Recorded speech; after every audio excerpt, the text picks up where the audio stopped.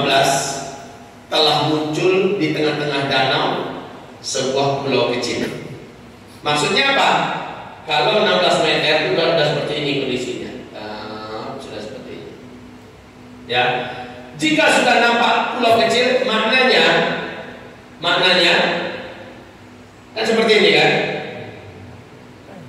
Bagian dasar danau, tengah-tengah danau yang paling menonjol sudah kelihatan seperti pulau. Mungkin viral, sempat Bapak lihat Ustaz Rahmat dan timnya yang datang baru saja datang ke Ilyas kemarin ini. Bagaimana beliau menceritakan dari pinggir ini ke tempat ini sekarang jaraknya sudah 700 meter sampai 1 kilometer jaraknya sekarang, Masya Allah. Dan beliau memperlihatkan bagaimana ada pulau-pulau kecil muncul di tengah-tengahnya. Jangan dikatakan ini membual ya. Sudah ada yang langsung datang ke sana. Saya kalau ada izin Allah, insya Allah mungkin pertengahan Januari ke atas, saya akan datang ke sana. Kalau ada izin Allah Subhanahu wa Ta'ala. Mudah-mudahan dengan kasus yang terjadi sekarang, kami tidak dihalangi masuk. Tapi kalau dihalangi memang nggak rezeki namanya. Baik kaum muslimin, ini 2015 sudah ada pulau kecil. 1 tahun 2,5 bulan yang lalu dari sekarang, pemerintah Israel sudah mengumumkan secara resmi bahwa air Danau Tiberias sudah melewati garis merah, sudah ada di garis hitam. Maknanya Danau Tiberias sudah tidak bisa lagi diandalkan sebagai sumber air untuk bangsa Yahudi di Israel. Lalu keputusannya sumber air bangsa Yahudi di Israel ke depan adalah air laut yang disulih. Nilai 50 orang di pahalanya sahabat. Subhanallah, Masya.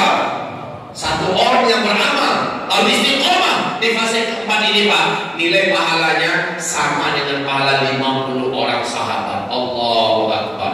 Pahalanya lah ya, bukan kualitas orangnya, karena tidak akan ada yang bisa menandingi kualitas para sahabat. Tapi pahalanya bisa, karena di sini berat. Mengamalkan Islam benar-benar di masa ini berat. Kalau zaman sahabat sudah terkondisikan oleh lingkungan yang memimpin langsung Nabi Muhammad.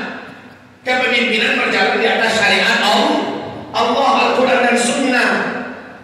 Mayoritas umat menjunjung tinggi Islam. Dan di zaman ini melawan arus umat Nabi Muhammad sekarang berat untuk bisa istiqomah. Ya, coba Bapak pakai jenggot aja sedikit teroris. Masukkan anaknya ke tahfiz Quran mulai diancam. Ini ciri-ciri keluarga fundamentalis. Ciri-ciri keluarga ekstremis, anaknya mulai ke pesantren, anaknya mulai ke hafiz, mulai dicurigai Pak.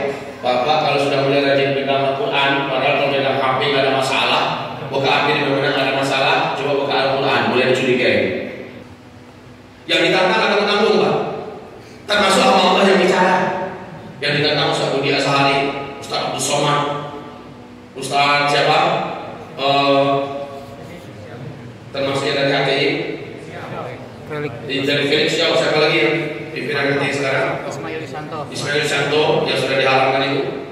Dan kaum muslimin yang ditantang juga termasuk Profesor Yusril Enza Mahendra. Pokoknya ditantang berdebat tentang masalah khilafah. Ya Allah ya Rabbi, yang nantang ini ente siapa? Sudah. Mereka mencoba menantang, tidak suka. Ini ibarat sudah hampir matahari terbit, nantang siapa yang mengatakan matahari akan terbit, lawan kami. Matahari akan terbit kan? Bersatu pun semua kekuatan di bumi untuk menyembunyikan matahari supaya matahari jangan terbit, nggak akan mungkin. Matahari tetap akan terbit dan waktunya sudah sangat dekat. Waktunya sudah sangat dekat. Dalam pertemuan di pertemuan NIC yang berpusat di Amerika Serikat, 15 intelijen besar dunia merilis pernyataan bahwa pemimpin dunia 2020 nanti siapa? Pada saat itu kalian semua akan kembali seperti zaman sekarang. Dan Albert Einstein ketika ditanya, didesak ketika dia masih hidup, seperti apa pandangan Tuhan perang dunia ketiga? Jawaban Albert Einstein adalah perang dunia ketiga nanti kalian semua akan kembali menggunakan senjata manual. Saya tidak tahu senjata manual seperti apa yang akan kalian pakai. Yang pasti semua teknologi modern, senjata-senjata super canggih yang hari ini kalian persiapkan, yang hari ini kalian temukan, tidak akan bisa dipakai dalam perang dunia ketiga. Dan sekarang kita sedang persiapan menuju perang dunia ketiga. Dari mana musnahnya teknologi ini? Dari meteor. Michel Petri mengatakan bahwa ketika meteor menghantam bumi, seandainya garis diameter satu meteor itu cukup 2 kilometer saja, maka meteor ini akan menimbulkan ledakan setara dengan 1 juta kali lipat bom nuklir yang dulu pernah meledak di Nagasaki dan Hiroshima. Bila dia jatuh ke laut, maka akan menimbulkan gelombang tsunami setinggi 230 meter tingginya. Kalau dia jatuh ke kutub utara atau kutub selatan, maka di kutub itu ada gunung es abadi, akan meleleh langsung. Hebatnya ledakan ini dan menjadikan air laut naik ke permukaan setinggi 7 meter lagi. Kota-kota besar yang dibangun di dunia ini di tepi-tepi pantai, di tepi laut akan tenggelam. Nabi mengatakan bahwa meteor akan menghantam bumi, ada tandanya terlebih dahulu. Tandanya adalah bumi ini dikelilingi oleh bintang berekor selama antara 3 hari sampai 7 hari, kata Rasulullah. Kita baca hadisnya ya. Bumi ini dikelilingi terlebih dahulu oleh bintang berekor selama antara 3 hari sampai 7 hari. Tidak ada manusia di bumi yang tidak bisa melihatnya. Seluruh orang bisa melihat. Artinya dengan mata kepala telanjang pun tidak bisa melihat ada bintang berekor yang mengelilingi bumi. Selama berapa hari kan? Antara 3 sampai 7 hari. Nah, sekarang sebuah berita yang sangat spektakuler. Kaum muslimin, bulan Oktober 2018, bila saya tidak keliru antara tanggal 19 atau tanggal 18 Oktober sampai 22 Oktober. Lihat ini, perhatikan. Ini matahari, ini orbit planet pertama, kedua, dan ini bumi kita. Ini bumi. Ini bumi. Kaum muslimin, tepat pada bulan Oktober tersebut, 18 atau 19 Oktober sampai tanggal 22, berarti ada 4 hari ya. Ada 4 hari. Ada komet Halley atau semacam bintang berekor yang nanti akan sejajar dengan bumi. Jadi akan seperti ini nanti. Ya. Akan sejajar dengan bumi. Ini bumi, sementara ini dia bergerak beberapa hari bersamaan, lalu saling menjauh kembali. Karena bumi sifatnya adalah berputar pada dirinya sendiri, mengalami rotasi, maka kesannya setelah bintang atau komet Halley itu mengelilingi bumi kesannya. Nah, kaum muslimin, itu berlangsung selama 4 hari di tahun 2018 ini. Dan Nabi sudah menyebutkan dulu, bila itu sudah kalian saksikan, bersiap-siaplah, kata Rasul. Selamatkan diri kalian dan keluarga kalian, dan persiapkan makanan yang dapat bertahan untuk diri kalian selama 1 tahun. Nabi perintahkan selama satu tahun. Yang unik adalah Amerika Serikat telah mempersiapkan bunker raksasa di bawah tanah, di mana bunker yang karena mereka bangun itu tahun 2012 akhir. Satu bunker itu dapat menampung 500.000 manusia, dan mereka sudah siapkan di dalam bunker itu makanan yang dapat bertahan dan dikonsumsi oleh sebanyak itu sudah 500.000 manusia untuk 1 tahun lamanya. Mirip dengan hadis Nabi. Nabi mengatakan itu 1 tahun. Amerika sudah persiapkan. Rusia sudah persiapkan 3 bunker raksasa di bawah tanah. Cina sudah persiapkan. Australia sudah.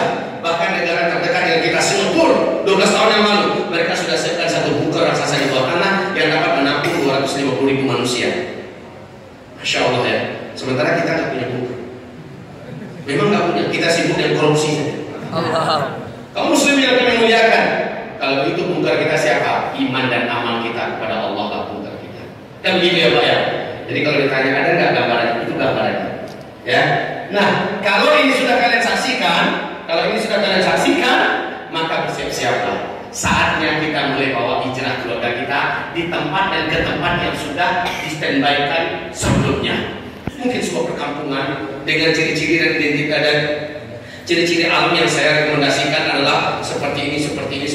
Kalau dilakukan nanti persiapan dan amalan akhir zaman. Ini saya anjurkan agar umat Islam mulai mempersiapkan perkampungan orang-orang beriman yang jauh dari kemungkinan bisa ditelan oleh laut, bisa diguncang oleh, termasuk itu bisa hancur oleh gunung berapi, bisa diserang oleh Dajjal, dan bisa juga diserang oleh orang-orang jahat. Di akhir zaman, di fase keempat ini akan banyak terjadi perampokan di mana-mana sampai ke tingkat pembunuhan demi memperebutkan makanan. Dan kalau orang beriman tidak akan mungkin saling membunuh. Orang beriman malah saling menjaga. Tapi kalau kita tinggal sekarang, kita tinggal di lingkungan orang-orang yang tidak ada iman, ya kan? maka peluang mereka ketika kelaparan mereka akan merampok kemana-mana. Baca dalam hadis Sahih Imam Bukhari di kitab Al-Adabul Mufrad. Rasul mengatakan tidak terjadi kiamat sampai tetangga tega mendatangi tetangganya lalu membunuh hanya demi sepotong roti yang ada di tangan tetangga karena lapar. Ini akan terjadi Pak di akhir zaman. Kalau begitu caranya harus kita persiapkan perkampungan orang-orang beriman. Sebelum dulu hal itu terjadi, kita biarkan perkampungan itu dipakai untuk kepentingan pesantren, tahfiz Quran dan sebagainya dulu. Ini sebagai langkah amal soleh.